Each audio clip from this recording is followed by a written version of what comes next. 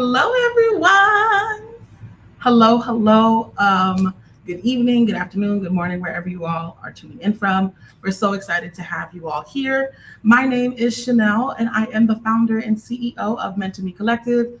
We are on a mission to empower first generation individuals with skills, confidence, and knowledge when it comes to pursuing their passions, achieving their dreams, and making a positive impact on society.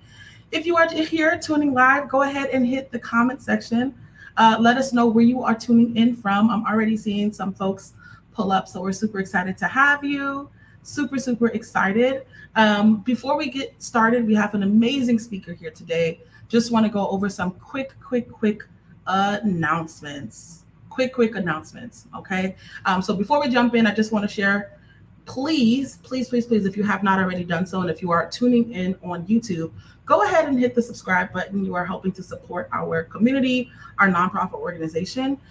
If you are tuning in on LinkedIn and you have not followed our page, go ahead and do so. And please feel free to tell a friend to tell a friend if you know someone who's interested in machine learning, who has a background in data science or is a software engineer. This session is going to be incredibly helpful for them. So and also in the future, right? Because this week we have a lot of events coming up that are virtual. So if you guys want to stay tuned and be notified when we do go live, go ahead and do those two things.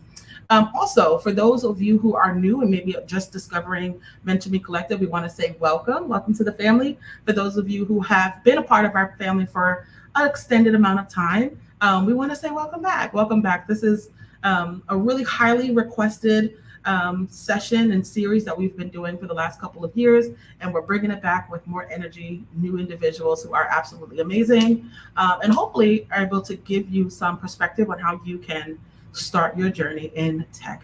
Okay. With that being said, we do invite you to join us on Slack.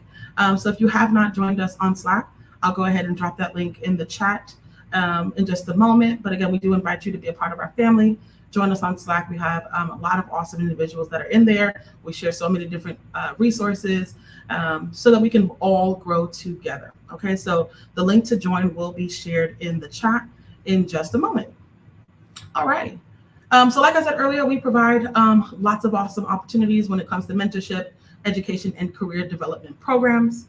Our goal is to make sure that we support you all in your journey, especially if you feel like you're not sure where to start or where to go or whom to plug into. So events like today, the Journey into Tech series, we're all about helping you explore various roles in tech, hopefully helping you to gain valuable insights as well, and wanting to connect you with awesome individuals like Ishmeet and the lineup that we have later on today. Okay, so now I want to introduce you to our amazing speaker for today, Ishmeet Kaur. Ishmeet is an accomplished machine learning engineer with extensive experience in building and implementing machine learning models and algorithms to solve complex problems. She's worked on some incredible projects that have pushed the boundaries of what's possible with AI and machine learning. And so here's what Ishmeet will be going over today: what the role of a machine learning engineer entails, the essential skills, tools, and certifications that may be needed in this field, maybe also highlighting some stakeholders that she collaborates daily with or that you might also collaborate with in the long run, how to build a strong portfolio for machine learning roles, and maybe sprinkling some tips and tricks on how you can have a really, really strong interview process. So without further ado, welcome to the stage, Ishmeet. Thank you, Chanel, for a great introduction. And hi, everyone. Good morning, afternoon, and evening, wherever you're joining from. Before I start, let me start sharing my screen. Okay, it is sharing. Absolutely. Okay, I hope everyone can see it. Chanel, can you see the Absolutely. slides? It looks Okay, great. awesome. So, yeah, I'm Ishmeet Kaur, and I'm thrilled to take you through this exciting world of machine learning engineering today. Whether you are new to ML or have experiences, this session is all about making you learn with the key skills and insights to help you on your journey to becoming a successful machine learning engineer. And hopefully, by the end, you have a clear roadmap to building a career in this fast evolving field. Literally every day, ML world is changing. So, before we dive into the world of ML engineering, let me formally introduce myself. I promise this won't be a LinkedIn profile read aloud. I'm Ishmeet Kaur. I'm originally from New Delhi, India, and back in 2016, I moved to US for my undergrad in computer engineering at Purdue University, Indiana. And as a first generation college student, it was quite an adventure. But fast forward now, I'm currently an ML engineer at Apple. I've been at Apple for about 3 years, and I'm based out of SF Bay Area. And outside of work, you can often find me hiking, painting, playing tennis, and traveling. And I've recently fallen into the world of improv, which, believe me, I think it's a skill necessary for all the professions. And it does come handy when some debugging goes wrong and you have to give answers to your stakeholders. So, I would quickly go over the agenda for today. Chanel did go over briefly what we will be talking about. So, firstly, I'll share what do I do, what do I work on, and how have my journey been so far, how I ended up being an ML engineer. Then I would go over some clarifications of different roles in this field because you'll often hear ML engineers, data scientists, software engineer, and a million other different roles. So I'll try to debug like what does each mean and what are you signing up for when you're interviewing for either of the roles. Then I would share briefly what does a day in life of me looks like. Mostly I'll be going over ML life cycle, like if we are working on an ML product, what does it look like and how different stakeholders come together to build it. Then I'll touch on skills and knowledge needed if you want to enter the world of ML engineering and you want to work on different companies and projects. Also, how do you gain experience? Because not everything comes from a degree from a college. Like, how do you gain experience outside of college to be prepared for these roles? Then I'll touch on interview process, like kind of like basics of interview process, because every company have their own process, but I'll try to cover most of it. And I'll close out the session with next steps, like what are your action items if after this presentation you want to like prepare yourself to be an ML engineer. So let's dive in. How have my journey been so far? So my formal degree, as I said, was in computer engineering, that too just bachelor's. So it is quite broad. And I only had a couple of ML related courses. And if I'm being truly honest, I don't think looking back in time, I was really prepared with those two courses I did in college to this current field we have. The real turning point came around COVID in 2020 when I joined an open source project because I had nothing to do in that summer. So I came across this open source project in collaboration with Google and Stanford, and basically anyone can join. You had a little talk with the main lead of the project, and that's how I got introduced to ML hands on. The team and the mentor really helped me to prepare for what is machine learning and how to actually solve big problems on my first day. So, interestingly, I entered college thinking I'll be a security engineer. That's where, if you see on the left side, I started as embedded software and security engineer at Analog Devices. I interned there for about a year and then I even joined as full time. But soon I found out this opportunity at Apple, which was a rotation engineer as a software engineer. So I switched after a few months of working at Analog to Apple. And as I said, I joined as a rotation engineer. So I rotated among three teams. The first one was WPC, which is also Apple Card team. And I was basically working on feature development and client side and maybe a little bit of machine learning because I had the curiosity. So I worked with my manager to work on side projects, but basically more software engineering. Then my second team was Apple Cloud Service. I was working on the server side team, so more like backend stuff and software engineering, no machine learning. Third team was Apple Maps, and that's my current final team and my current team as well, where I work permanently. And this was more machine learning related, and I was working on the platform side. I'll explain in a second what does platform mean and what does ML platform means. But that's how I ended up where I am today. So let me jump like briefly what I work on right now before I end up giving like what is machine learning and everything. So Maps looks like a tiny logo on our device. But if you look deeper, it's a giant beast with terabytes of data and thousands of services working together to help you navigate the world. And one of the challenging part is data, because data is always evolving and data of the entire world is huge. And to make features out of it is an intensive task. I'm still wrapping my head like, how do we do that? I've been working on it for 2 years, but still it amazes me. And so, looking at the search, when you search anything, for example, Starbucks, that's our playground. That's what my team and my org works on. So, I work on Apple Maps search team. Now, looking into infra, so I said I work on infra team. It basically means whenever you search something, there's a lot of models which goes into it and algorithms. And to make them facilitate whatever they have to do at production level, the infra teams come into picture. So we work with a lot of stakeholders, including data scientists, data machine learning scientists, and even upstream, like people who are working on scalability. So I interact daily with a lot of people to make that happen. Again, let me go a little more like magnify to what does it mean. So whenever we get a user query, we have some data which is used to train ML models. If you don't understand what is ML model, what is data training, just give me one more second and next slide would clarify all of that. But bear with me. What it means is basically we get a lot of data to train a bunch of algorithms, and then once that thing is trained, we we learn from those experiences, basically all the data, and then if someone asks for something, now we know what it means, and that's how we source that data to power our services. If it's still not clear, I think this will make that like very clear, because I'm going to give an example of cooking a dish, which I feel every one of us have done at some point in their life. So we start in ML world with data, and you probably have heard data is gold, data is king. It is, because without data, a machine learning model is just nothing. It's like a box which won't do anything.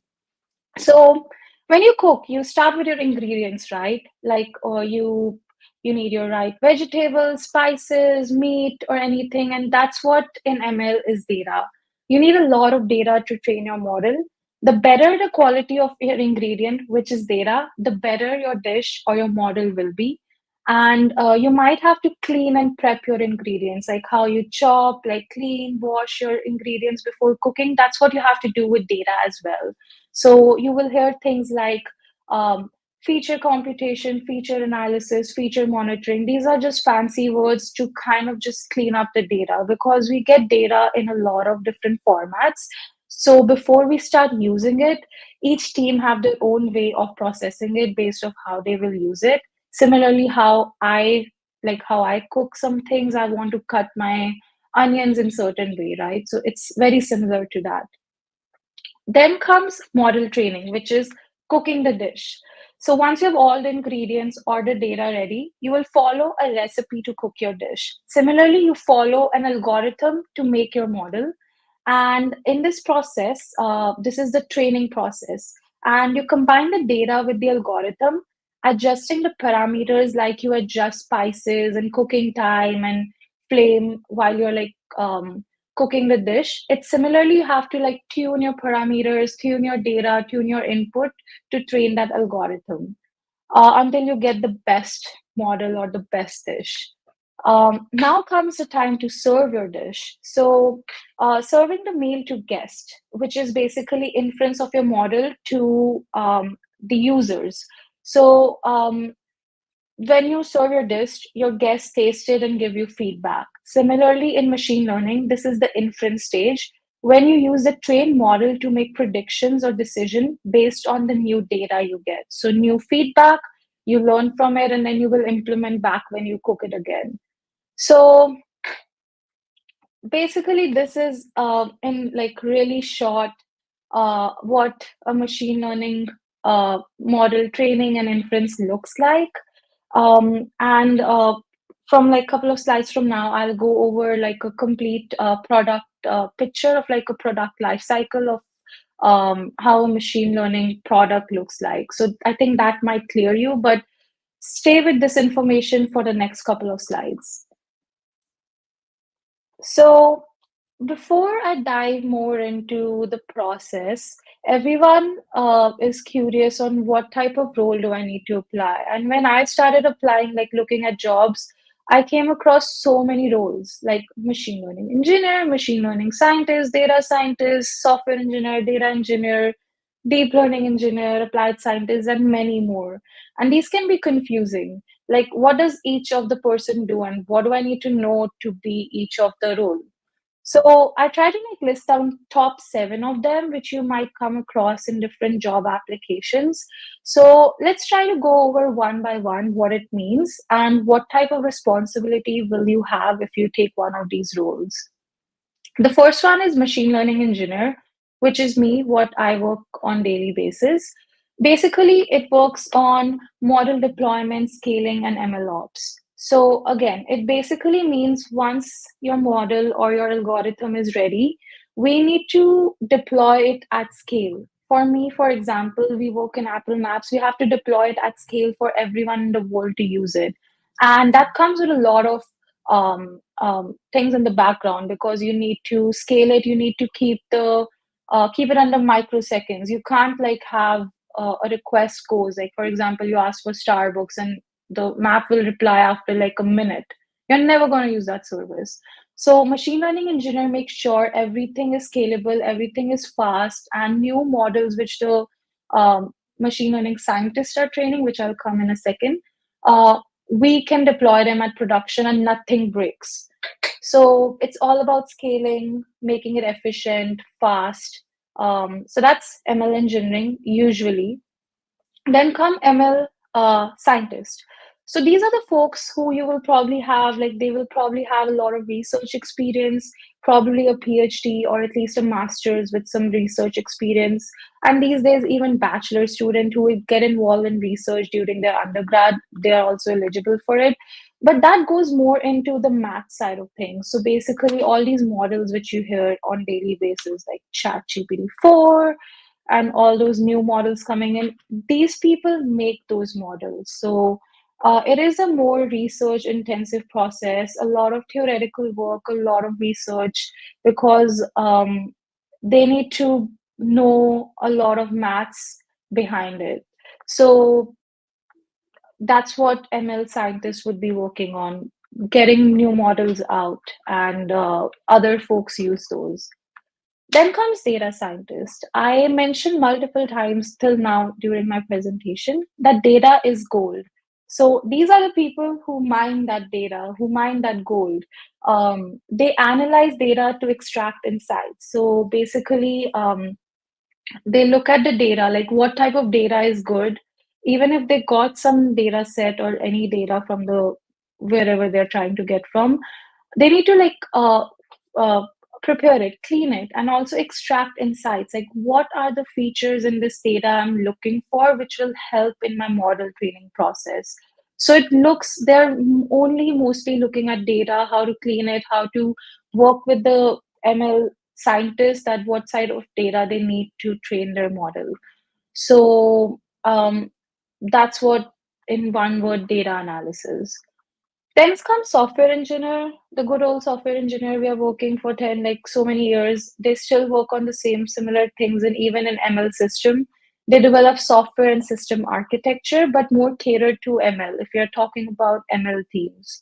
So they're building application, integrating models into larger systems. And usually ML engineer and software engineer in a very ML team kind of are same people. They do both the things because it's very similar. If all the things in a team are related to machine learning, those software engineers are also called as machine learning engineers. So they are working on software development, the usual software roles you will think of. They work on that, but for ML focused products. Then come data engineer. So these are building data pipeline and infrastructure. There is a very subtle difference between data scientist and data engineer. So data engineer works with data scientists that once, okay, like data scientist said, okay, these are the set of things I want from this data, but now we have to do it every day. Like we need to make those pipelines faster. Like we can't do the same 3-hour journey every day to get some data from a similar stream. So what data engineers do is they maintain, design and maintain systems for data ingestion. So once they know this is the data source, these are the things you want out of it, they will make soft like applications and pipelines out of it to make it automated. So they're mostly working on data pipelines. Then comes deep learning engineers. So they are specifically ML scientists focused on neural networks and deep learning. It's the same class of machine learning, but a specific type of models or algorithms. So they build and optimize neural network models. Again, it's I listed it here because you will see a lot of roles just saying deep learning engineer. I wanted to kind of highlight the difference between ML scientist and deep learning engineer. But again, these all roles are very everyone does everything in a team. So you might just join as deep learning engineer and you will be looking at data scientist or software engineering aspect of it. But I try to like magnify and really look at that's the highlight of the skill you will require to join as that role. Then comes applied scientists. These are like again like a mix of all of the above, but basically solving industry specific problems. So they're trying to inculcate ML into the current systems and current team to build new features, which are more ML, basically ML catered solutions. So again, that's a lot of information I just gave in. You can take a picture of this because I think this can come handy when you're like ready to apply for jobs. But also, this slide kind of sums it up. Everyone does everything because me as an ML engineer, I am also a software engineer on my team. I am doing the data pipeline. I'm also looking at data sometimes. I'm working with the scientists who are developing new models because I have to make them scalable. So I do need to know a little bit of model side as well. So it's kind of like everyone wears all caps at some point of time. So if you're like looking ML engineer and data scientist kind of combine into model building and experimentation, ML engineer, software engineer is more like data handling, writing clean and efficient code, and having all those rules of good code. Then data scientists and software engineers are more like deployment, scalability, and cloud infrastructure. So again, I think I went over a lot of information, and I promise this was the most information intensive like slide of the entire deck. Um, so I want to go over like a product journey so that all the things I explained till now are more clear and more timeline in the process, like who does what at what point of a product life cycle. So let's take an example of a personalized music recommendation system. So I think we all have used some recommendation system at some point, and we are like, let's say today we are building an ML music recommendation system.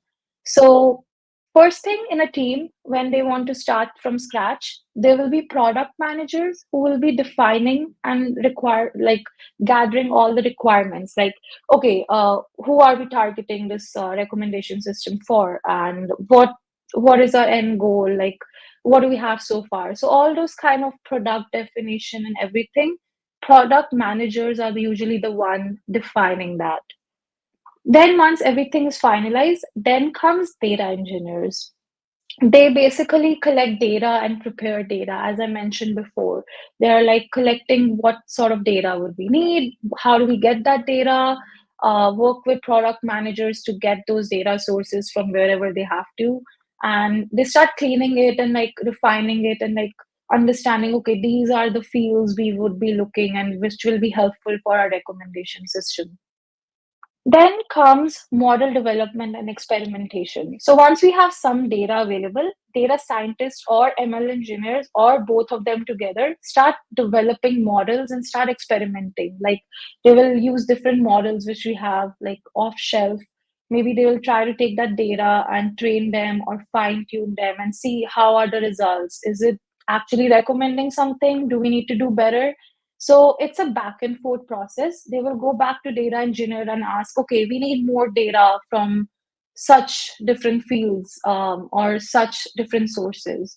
So again, it's like a back and forth process between data engineers and data scientists and ML engineers. And once we have reached some point, like data scientists are satisfied with the first phase or first draft, then we start evaluating side by side and validating the model that, okay, this model thinks this is the recommendation for this person A, but we have some sort of training data to kind of see like if model is telling us the right thing or not. Then comes again data scientists, ML engineers do that together. Then comes once we are finalized, okay, this is the best model our team can produce. Let's optimize and scale. Let's like ship it to the world. Now is mostly the ML engineers' work that the model is already packaged. Now we need to optimize it. We need to make it faster. We can't have, as I said, a minute lag after you search something. So they optimize the model. So they have to maybe sometimes go into the algorithm and tweak it to optimize it and scale it. That's the biggest thing, scalability. Like it have to work not just for one person but for a million people around the world. Then comes systems integration. Now the model is done and everything, it have to integrate with the entire suite of apps or wherever they're deploying. It needs to work with other things. I probably it's not just one thing getting shipped. It's probably a continuous process that we're shipping new features in a current system. So we have to make sure it integrates well, it passes all tests, and that's where software engineers comes into place. They make sure this packaged model they look as black box, it's passing all the tests and it's not breaking anything. Then comes deployment to production. So once everything is done, we start deploying to production. That's when we say like the actual users are getting that packaged model, the new feature we launched. And that's when ML engineers come into picture again, and DevOps engineer and software engineer as well. Then comes model monitoring and maintenance. So once we have shipped this model, it's on user's phone and everything.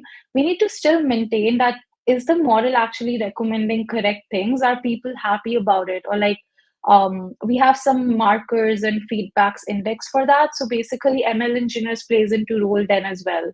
That the model we shipped is it of good quality for all the million people we are targeting? And then they get feedback, then they take it back to product manager, data scientist, and engineer, and the entire life cycle goes on. So this was like a product journey. So I hope this kind of clarified where each of the roles lies in a product development cycle. And again, as I said, each of them can come in any point of time. It's not a clear boundary. Now, we learned about what is ML engineering, what you will probably do if you join as ML engineer or any of the other roles. But let me highlight some of the skills and knowledge needed. So, programming language wise, you probably will be mostly using Python, maybe R and some other language like C++ plus plus and Java. And I said C++ plus plus and Java because you probably are working with other systems, like as I said, integrating with the entire system. That's when you have to know a little bit of Java and C++, but it's mostly Python. Then algorithms and data structures. So the knowledge of algorithms, the basic algorithms, not even the machine learning right now. I'm talking about sorting, searching, optimization. These are usually the first or second class in bachelor's when you do CS or any related degree. And you don't have to go through an entire degree for it. You can have a lot of online classes, which just helps you learn these. Then comes ML frameworks. So TensorFlow, PyTorch, Scikit-learn, these are just to name a few. It's basically you use these things to make the model, evaluate the model, test a model. So they have built-in features which will help you to develop an ML application. Then come experience with cloud. So any if you have experience with any cloud services like AWS, Microsoft Azure, or GCP, or any other small cloud platform services, that is good to have because you will always be using those cloud platform clusters to train your model, test your model, deploy your model, even the data preparation.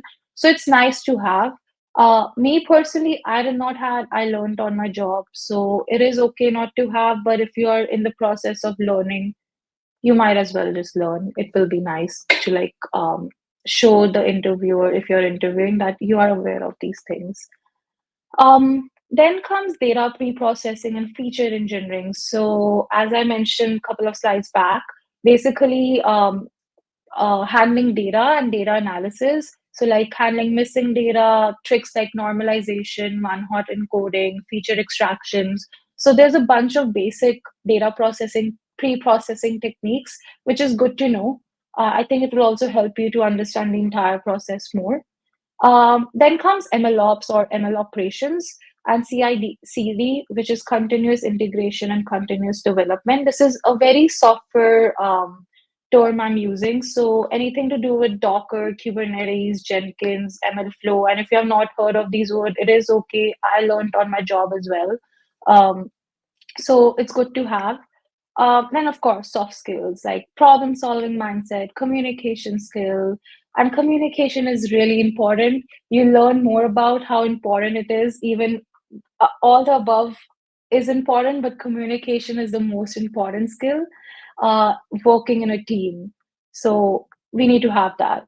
Then adaptability. I think that's a very interesting skill to have in ML specifically because every day machine learning industry is changing. Like when I say every day, it is literally every day. Every 4 minutes, one new model is trained. So if you are not in touch with the world, you will be obsolete in no time. You can have a 20-year experience of whatever, but you are not relevant in the next 1 month. So you have to always have adaptability and eagerness to learn if you are joining in ML field. And honestly, these days, all of the teams in tech are somewhat ML related because machine learning is such a useful tool.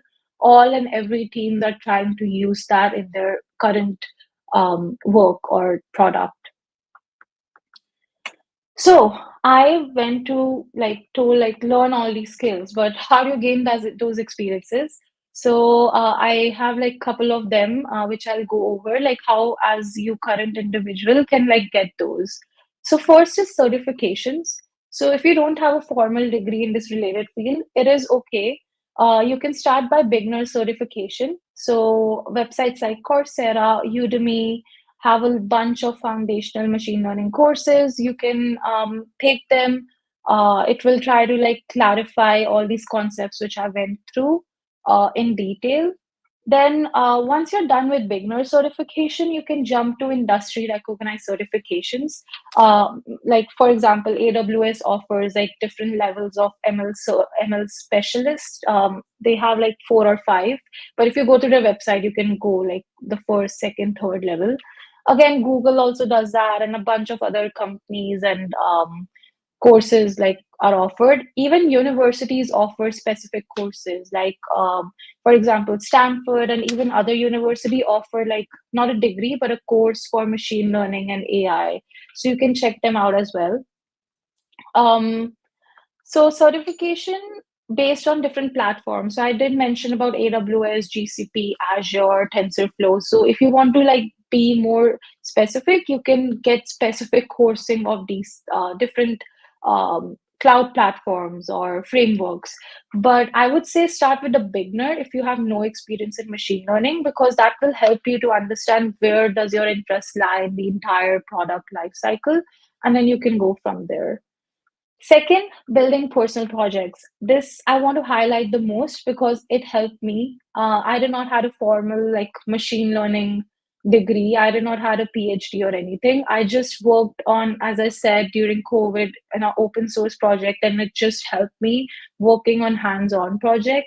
So identify a real world problem. You don't have to find like a big team to work in. You can just work on your own or with a friend.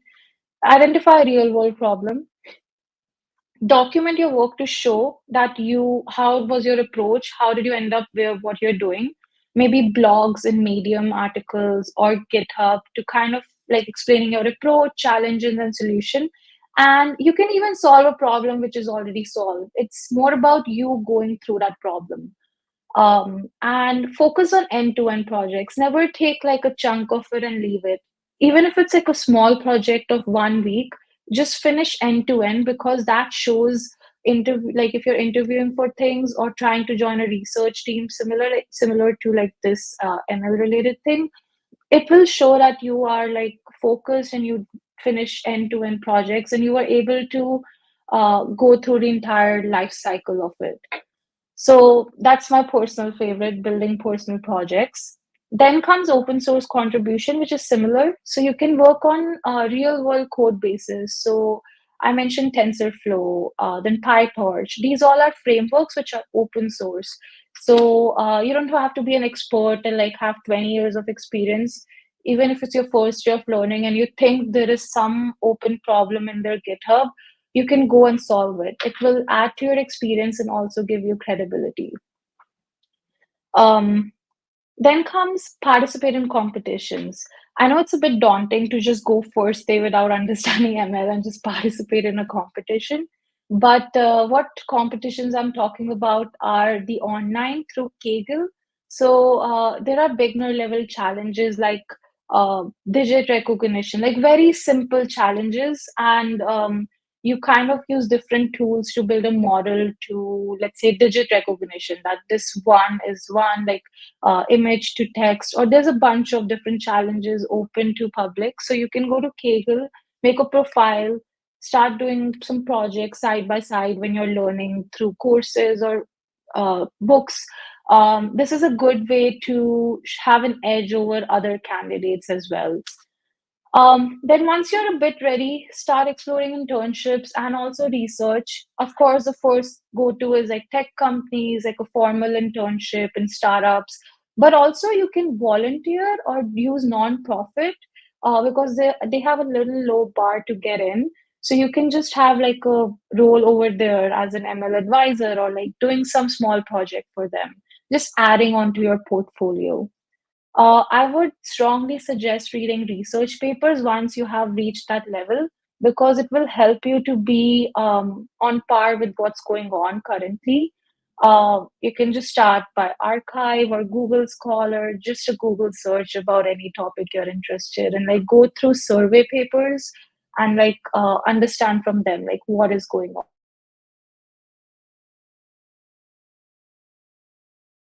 Student, a bachelor's, like undergrad college students, just go for research teams. And even if you're not currently in college, a lot of professors are able to accommodate outside people as like a visiting researcher. So I would strongly encourage to do that as well if you can. Then, last but not the least, networking and attending conferences.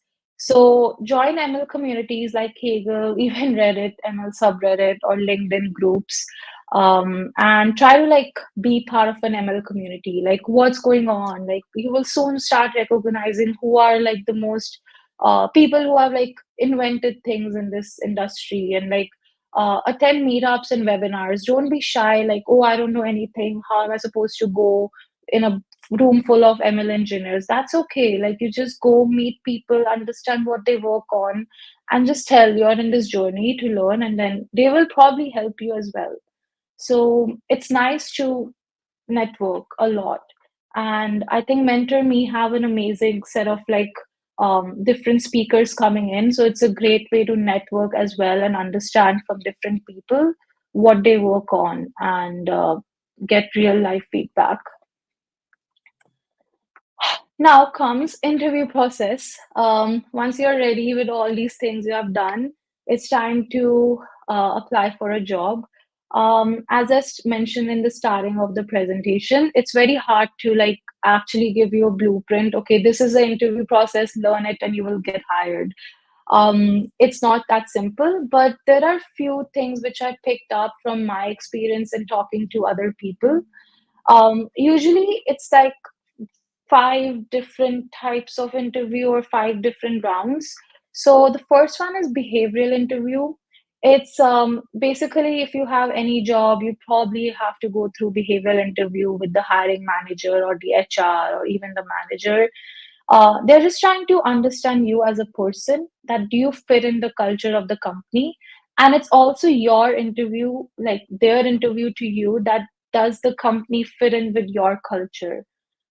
It is very important to understand that as well. So basically, are you able to work in teams? Can you adapt to changing situations? Can you solve problems? They will probably discuss about your current involvement outside of what you do.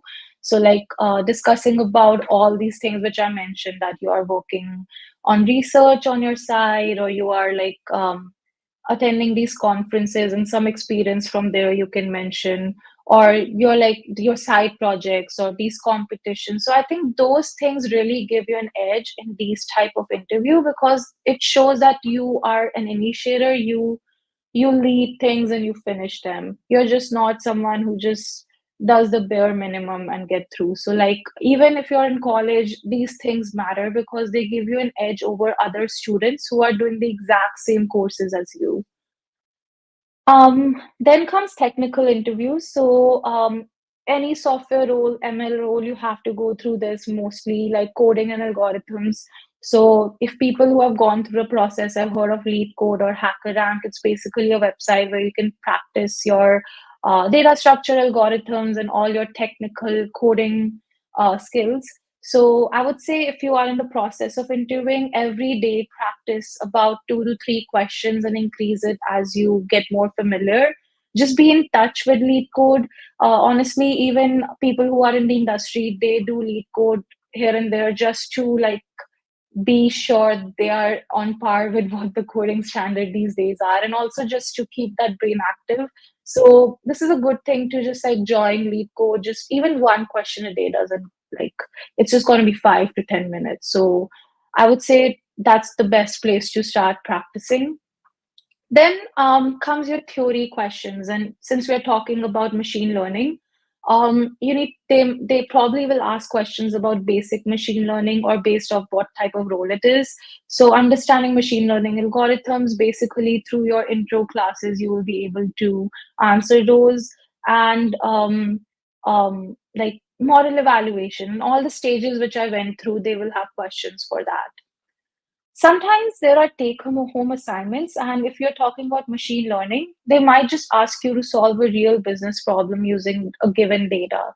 So you have given data, you have to build a model, and this is your aim. So they will basically test your entire life cycle of machine learning, from data cleaning, data processing to model building or model selection and inference.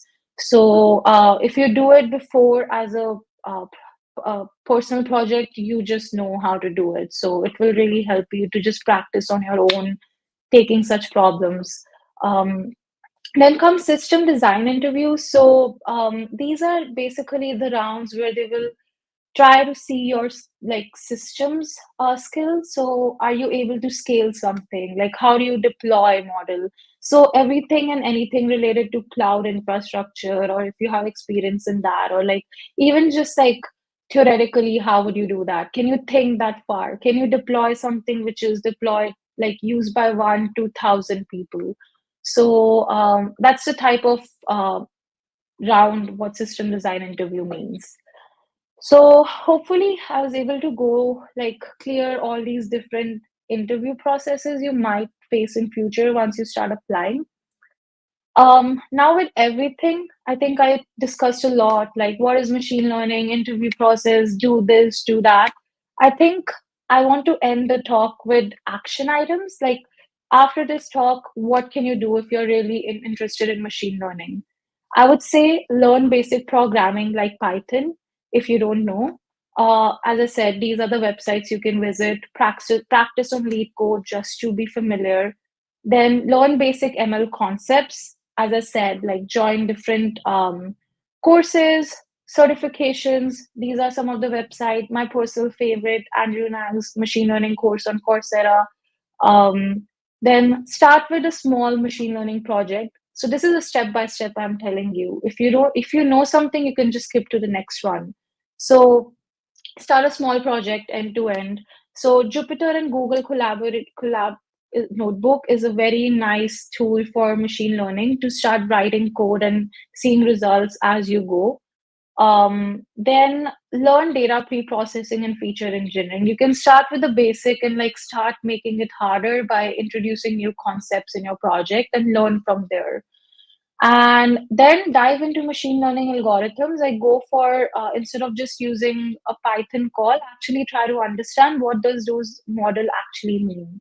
So I think this is a good kind of blueprint to take away from this talk if you want to and like want to be a machine learning engineer or any of those roles which are discussed in the future.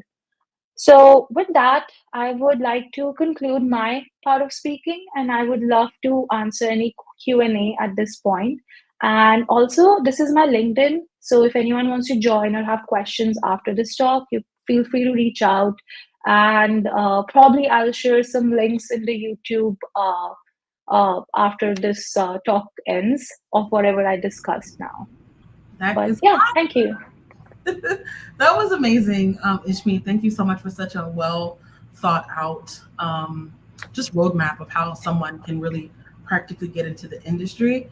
I have a specific question for you before we jump into the chat. So, what specifically inspired you to pursue a career in machine learning engineering, and how did you get started? Yeah, that's a good question. Like I share my like journey that I was looking into being a security engineer. I also started job there. It was basically, I think during COVID, as I said, I had like I'll be honest, I had nothing to do, so I saw this open source project, and learning was a kind of becoming a hot topic back then. And I was like, oh, let me just try to learn this because I did not really understand anything in my ML course in like my university because it was very theoretical. So I really did not know how it's used. So I went point blank, like, okay, I'll just learn on what it is. Let me just check it out. And my mentor there was really nice. He walked out like all of the process with me, like how do we do it. And second day, I was solving problems and I saw the impact of it, and that's when I thought like, wow, this is something which is gonna impact a lot and gonna change the tech field very soon. And it did change tech field very soon. And another thing which comes from here is because if you go back, machine learning is not nothing but bunch of neural networks.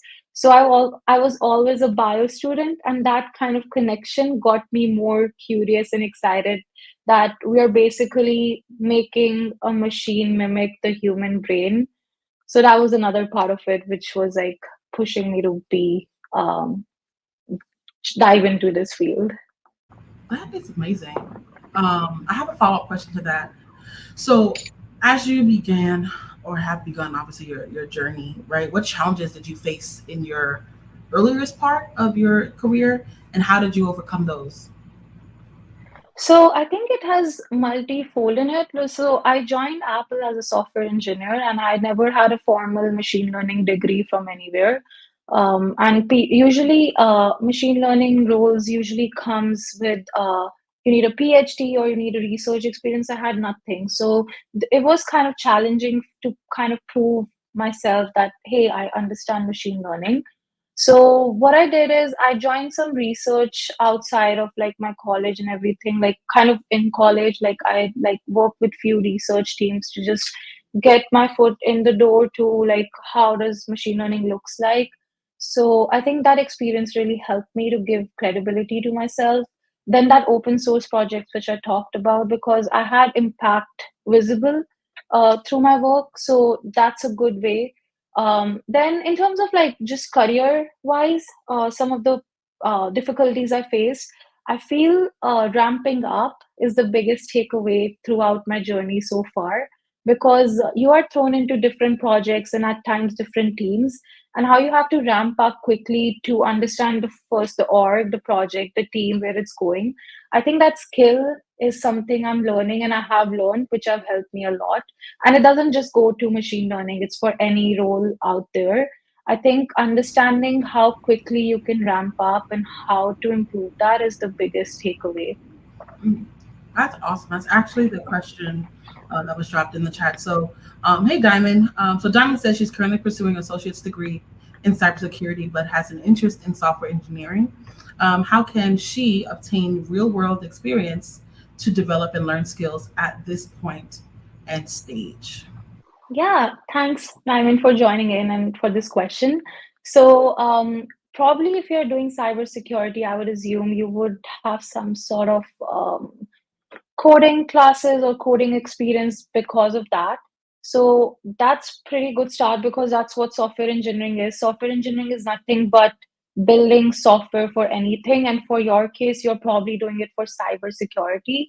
And I know cybersecurity does come with a lot of theoretical side as well, which you might be also pursuing. So as I said in my handbook or the slides I mentioned, start off by practicing the language of your choice. So it could be Python, C, or whatever you're comfortable in. Start just doing lead code or hacker rank. You don't have to like learn the theory of it. Like no one asked that. If you can write code and solve a question or like solve a problem, that's what they want. So you need to know the syntax, you need to know how powerful the language is, what it can do, and start from there and build on top of that. Once you do that, take up a project. It doesn't have to be machine learning since you're interested in software engineering. Just take a small project like and build end-to-end solution and add it like just journal that experience like basically in form of medium article or any blog and or your github. I think that's a good credibility to have, but also a good learning experience because that's basically what you will be doing at work, end to end solving something. So I would just say, like, start there, just be more hands on. Don't get too involved in understanding and reading theory because that's what I did back then and it does not work. Once you're on hands on, it will be very difficult that you're at level 50 and you started at zero. How do you do that? But I think take a problem, start solving, and then include all these tools. I think that approach really helped me and it will probably help you as well. I hope I answered the question. Yeah, that was great. We have another question from Omo. I hope I'm saying that right. What are the most common challenges you faced when deploying machine learning models into production? Yeah, thanks for the question. So, a lot of challenges. As I said, the first thing is we have to really work in close collaboration with the data scientists who develop the model or the yeah, data scientist or the ML scientist, and kind of have to take that to production. You have to integrate with the system. That's the other thing because machine learning kind of comes with a lot of requirements which are unusual for a normal software engineering, like requirements as in packages and building those up, and that it shouldn't be too heavy. Heavy as in like it's not taking too much resources and time, so that's one part of it. The second is updating the models because once you train model, you have to update them as well because information gets obsolete very quickly. Like every day, for example, Apple Maps data is changing. Some restaurants close. If we don't tell our system, hey, this restaurant closed, you it will still show that restaurant is there. That's just an example. So constantly like changing and integrating. Third is the most important one, the inference. So usually these days people are saying, oh, you should use LLM. LLMs are so good for everything, these chat GPT. You cannot, because if you're trying to get millisecond reply, you can't just put a big model. So you have to choose your model very specifically. You don't have to overkill your system and deploy the biggest and the most powerful thing, even if the most smallest and the most old model can do that work. So that part is really important, like selecting your models and focusing on the inference because the heavier the model, the slower the inference will be. Excellent. And oh, I hope that answered your question. I think this might be our last question for tonight. So, Rashawn asks, well, he says, awesome content. This is helpful. Even if you have a CS degree, experience, certifications, and good programming skills like LeetCode and HackerRank, if you are not getting opportunities, what can be, I guess, steps to stand out? No, I think that's a great question. That's what I mentioned, I think, somewhere in my presentation that even if you have a degree, even a master's or a PhD degree, or a master's degree, and you're just doing the courses which the college said, okay, do this 10 courses and you will be a master's in this. But that's like some 100,000 other people doing the same thing. So you have to, as I said, like make your own projects. That's very important. Join research teams. That gives you an edge over other candidates as well. I think I want to highlight the personal projects open source a lot because that really looks good on interview side of things because that shows a lot of things. First, you took initiative. Second, you were able to understand and figure out a problem and solve it on your own or with a team. Third, you're actually able to present it in a professional format somewhere. It's deployed and it's usable. So you're just not a good coder. You're also like a good end-to-end product developer. So all these things kinds of shows through, and you can talk through them in your interview. Another thing is going to conferences and meetups. I feel that's really helpful, like to increase your network so you can use your network. I would love to highlight that, like just joining in, even if you just meet one people, like one person in 6 hour event, that can go a long way. So I feel these things adds up. Yeah, like there are like thousands of candidates for one job who are good on paper. You just have to be the best with other things. So that's my 2 cents on this. I think that's great. Only even said thank you. We have one last question that popped in. Yeah. I think this is really important, so that's why I want to highlight it. So Suki says, interviewing and being extended an offer at Apple is a feat in itself. For how long did you practice things like data structures and algorithms or system design to pass the interview? Yeah, thanks for this question. So, I mean, if you're in college or like looking for a job, you're just practicing every day and like refining your skills. So I did that too, but I'll be honest, like this job I got from Apple after I started my actual full-time job. So I was not actively doing lead code or practicing on daily basis. It's probably been like 4 to 5 months. What helped me was being active and focused on that thing. I was not nervous during the interview. I think that helped a lot because I had no fear of like, oh my god, this is my only chance or anything. I had a multiple interview with Apple during my college, and I never got selected, or I was never extended an offer. But this one, I feel what helped me most was, of course, my knowledge was there, which a lot of us have. It's just being able to control your nervousness and just talk as a person, because I was able to actually show my side, like who I am outside of just knowing these things. I know it sounds very cliche, but it did help. And I talked to a lot of people around, and that's the main theme I'm like kind of getting, that people who are less nervous during their interview or who doesn't think this is the last thing in the world, that helps a lot. Um, and in terms of how long I practice, I mean, I practiced for the last 1 or 2 years of my college, but like as I said, like one question a day.